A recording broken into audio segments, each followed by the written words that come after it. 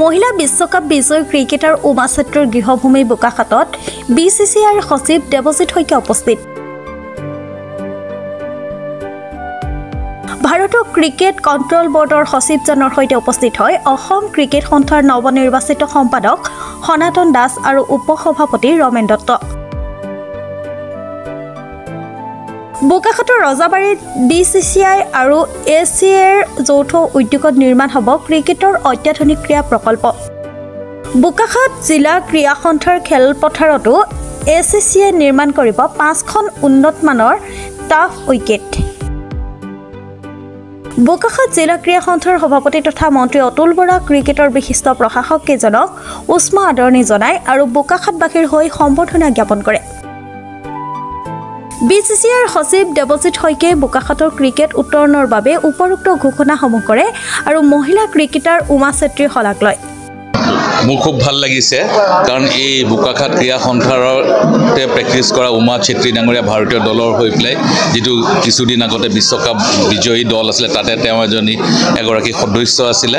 চ' বোকাখাতৰ কাৰণে যথেষ্ট নাম কঢ়িয়াই আনিছে। বোকাখাতৰ লগতে সমগ্ৰ অসম তথা উত্তৰ পূৰ্বাঞ্চলৰ কাৰণে উমা চেত্ৰী এগৰাকী ডাঙৰ খেলুৱৈ হৈ উঠিলে আৰু ফলত নতুন চাম খেলুৱৈয়ে উমা চেত্ৰীক অনুকৰণ কৰি যাতে আগন্তুক দিনত আৰু আগবাঢ়ি যাব পাৰে তাৰ কাৰণে উমা চেত্ৰীৰ যিটো অৱদান সেই অৱদান সদায় চিৰস্মৰণীয় হৈ থাকিব।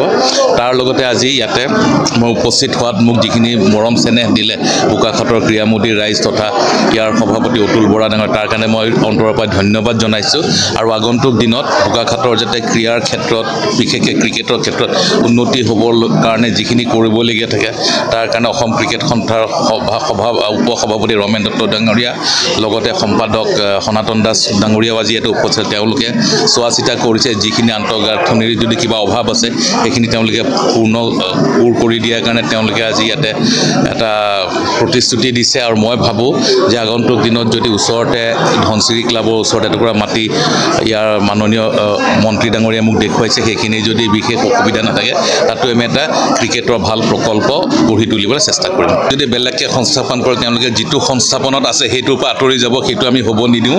তেওঁলোকে ইয়াতেই কৰি থাকক। আগন্তুক দিনত ৰাজাৰ ক্ষেত্ৰত অসম ক্ৰিকেটখনে তেওঁক যোৱা বছৰ সম্বৰ্ধনাও জনাইছিলে আৰু তেওঁক কিছু মাননীও আগবঢ়াইছিলে কিন্তু তেওঁক আমাক দৰকাৰ হ'ব বোকাখাততে। তেওঁক যদি আজি আমি সংস্থাপন দি অসম ক্ৰিকেট সন্থাৰ কিবা এটা একাডেমিলৈ আমি লৈ যাওঁ তেতিয়াহ'লে সেইটো ভুল কৰা হ'ব কাৰণ তেওঁৰ যিটো অৱদান বোকাখাতৰ খেলুৱৈসকলৰ লগত আছে সেইটো বাহাল থাকিব লাগিব যাতে আগন্তুক দিনত এজনী উমা চেত্ৰীৰ জেগাত 10জনী উমা চেত্ৰী আৱিৰ্ভাৱ হয়। চব মাননীয় সভাপতি ডাঙৰীয়াই ইতিমধ্যে কৈছে যে অসম চৰকাৰে ইয়াৰ উন্নতিৰ কাৰণে যথেষ্ট চেষ্টা কৰিছে আৰু মাননীয় মুখ্যমন্ত্ৰী ডক্টৰ হিমন্ত বিশ্ব শৰ্মায়ো ইয়াৰ কাৰণে উদ্যোগ লৈছে। সেই ক্ষেত্ৰত BCCI বা অসম ক্ৰিকেট সন্থাৰ এই অনুষ্ঠানটোৰ কাৰণে কৰিবলগীয়া বিশেষ নাথাকিব যিহেতু চৰকাৰে নিজে দায়িত্ব লৈছে। আগন্তুক যদি কিবা অকণমান অসুবিধা হয় এতিয়া এটা কথা ক'লে যে চেণ্টাৰ উইকেট পিটছৰ অলপ অসুবিধা হৈ আছে আৰু প্ৰেক্টিছ উইকেটৰ অসুবিধা হৈছে সেইকেইটা যদি কিবা দৰকাৰ হয় অসম ক্ৰিকেট সন্থাই পিচ বনোৱাৰ ক্ষেত্ৰত যিখিনি কৰিব লাগে সেইখিনি কৰি দিব লগতে তাৰ মেইনটেনেন্স আৰু টেকনিকেল ছাপৰ্ট অসম ক্ৰিকেট সন্থাই সদায় আগবঢ়াই যাব। বোকাখাতৰ পৰা ভূপেন হাজৰিকাৰ ৰিপৰ্ট প্ৰাত টাইম ডিজিটেল।